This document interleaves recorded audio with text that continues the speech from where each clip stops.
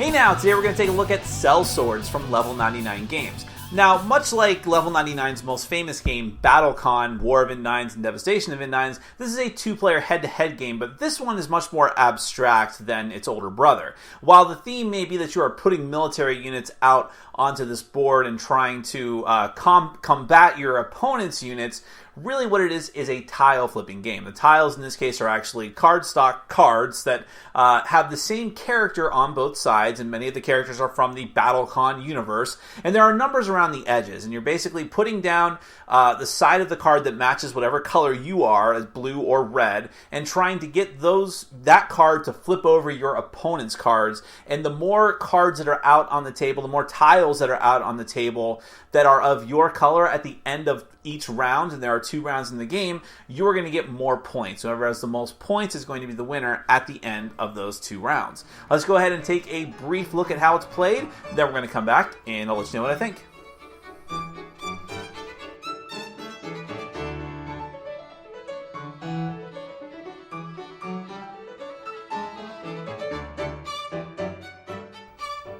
Okay, Sellswords is a head-to-head 2-player game. It's sort of an abstract tile-laying game. The goal is to have the most points at the end of 2 rounds of play. Each round of play represents each of the 2 players drafting 6 tiles from 12 tiles that are laid out, so that each player has a hand of 6 of these tile cards.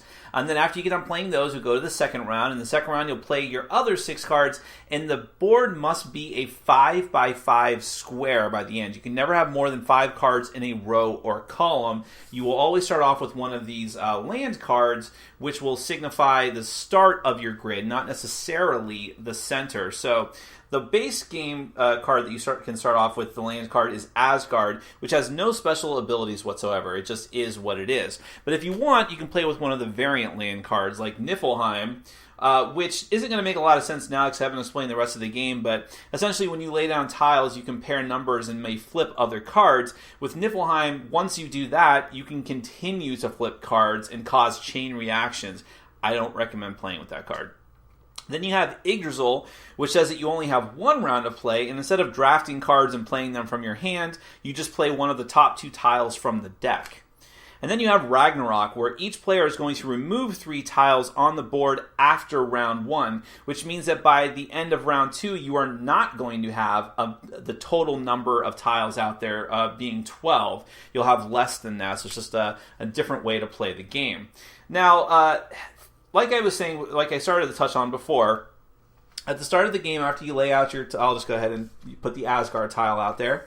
You're going to draft all of these different tile cards with there's a ton of different characters on them. Now, every single tile card, aside from the land cards, has a red side and a blue side. They are exactly the same stat-wise on both sides. The character, the special abilities, the numbers, it's just a different color. So at the start of the game, each player will choose which color they want to be, blue or red. From then on, once you've made that decision, whenever you play one of the 6 cards that you've drafted, you always play with that colored side up. Now, when you play a card, you can play it in any orientation you want, but from then on, it's kind of locked in unless some other special ability flips it. Meaning that if it ever gets flipped, you're always going to flip it in the same direction so that the numbers and orientation remain the same. Once each player has a hand of 6 cards, play will begin with whichever player you randomly decide to start, and then you're going to start laying out cards in the way that I just described. Now, after whenever the first player makes their first play, from then on, whenever another character tile gets placed, and by the way, you can always place orthogonally. You can never place diagonal. So this is an illegal move right here, as is this, but I can freely put this on the side of any other tile that I want. Now, when I'm placing a tile down, I immediately check numbers against every other character card or a tile that is adjacent to me. Again, adjacency is only orthogonal. If the number is better than the number of the tiles numbers that I'm comparing with, I'll immediately flip that card over. If it's equal to or lower, nothing happens. So you can't lose anything from playing a card with a lower number. It's just that nothing happens. But you have to play a higher number to flip cards over. Now, even before you do that, I'll kind of skipped a step here. You're going to activate the special abilities of the cards. And I'll get back to those in a minute. I want to show you some of the specific character special abilities. But once you get done resolving the special abilities, which might be lowering numbers, raising numbers, moving tiles around, then you'll compare the numbers and see whoever comes out on top. So 4 beats 2. So my Alchemist... Oh, I'm sorry. Actually, that's a bad example. The Alchemist has a different special ability. Let's say that it was the Dealer.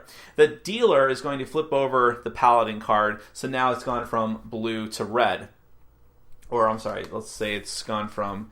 that one was originally blue, so now it's gone to blue to red. The reason this is important is for scoring at the end of the round. At the end of the round, you're going to score every row and column and see how many cards of your color you have in each row or column. If you've only got 1 card in a row or column, you get 0 points. But if you have 2 cards, you get 1 point. If you have 3 cards, you get 2 points. If you have 4 cards, you get 4 points. And if you have the maximum of 5 cards, because remember, you can only have a maximum of 5 cards in a row or column, then you are going to get 7 points. So you can get a tremendous amount of points if you only make sure that your tiles are face up at the end of the round, as many as possible. And you're going to continue to do this. You're going to keep playing cards out, trying to fill up the board, trying to flip people over, resolving special abilities, and trying to get the most of your color out. Each player is going to play all 6 of their cards that they draft by the end of round 1. So you'll have a total of 12 cards out on the board. And then you're going to go into round 2, where you do the exact same thing all over again. You deal out 12 more cards from the deck. Each player is going to draft 6 of them. Then you're going to play all of them onto the board so that you have a total grid of you've got 24 cards out, or 24 tiles out on the board.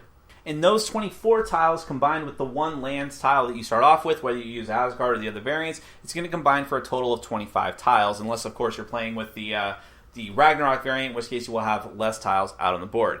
So for the last thing, let's go ahead and take a look at some of these special abilities that I kept referencing on the various different character tiles. I'm just focus in here. So you have cards like the Fairy. She has some pretty low stats. However, the Fairy says that when numbers are compared against the Fairy, those numbers get -2 against her. Then you have Simon here, who doesn't compare numbers at all. Instead, you just flip all adjacent tiles, but he has very low stats. You have the Thief, who has at least 1 really high stat, but the best thing about her is that when you play her, and remember, you always resolve this before you get to comparing numbers, you may switch a tile in your hand with one of your opponent's tiles. The Fool, who has some of the funniest artwork in the game, says that you don't compare numbers. Instead, you flip 1 random adjacent tile. So that could be really good or really bad, I suppose. The Noble gives +2 points to whoever controls her at the end of the round. So depending on what side she's on, that player is going to get 2 bonus points. And that's a pretty good spread right there. The Merchant gives you a point for every adjacent enemy tile at the end of the round, and he has pretty decent stats. The Rock does not compare numbers. Instead, you may flip any 1 enemy tile anywhere on the board. He just sort of swoops in and grabs one of the tiles. The Dragon, who does absolutely not look like the dragon from Final Fantasy Tactics, may move all adjacent tiles 1 space clockwise. So this is one of the tiles that lets you move other tiles. The Changeling can take on the numbers of an adjacent tile when he is placed. The Titan has no defense whatsoever. With all of his numbers are 0. However, he cannot be flipped by any means. He will always stay just like he is when you place him, depending on what color you are. The Commander may choose an opponent's tile, and they will play that next. So you play this guy, you make that decision, resolve your numbers, and then move on to the other player's turn. The Siren may pull 1 tile 1 direction next to the Siren. And then we have characters. There's a lot of characters in the game that are from the BattleCon War of Indines and Devastation of Indines universe, and Rukyuk is one of them. You can compare numbers with the first 2 tiles in 1 direction. And the last one we'll take a look at is King Alexian the 37th, I think that is. Yes. After comparing numbers, you flip Alexian.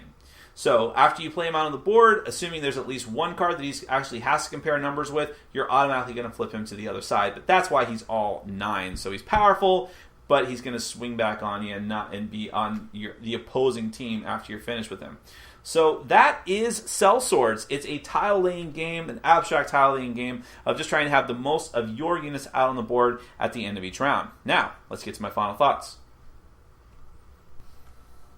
Well, I have to say I was very impressed with Sellswords. This is another solid title from Level 99. And I think the greatest thing about it is that it's in this Level 99 family of games that where the true strength of it is that there are so many characters. There's 50 characters in this game, and they all have different special abilities.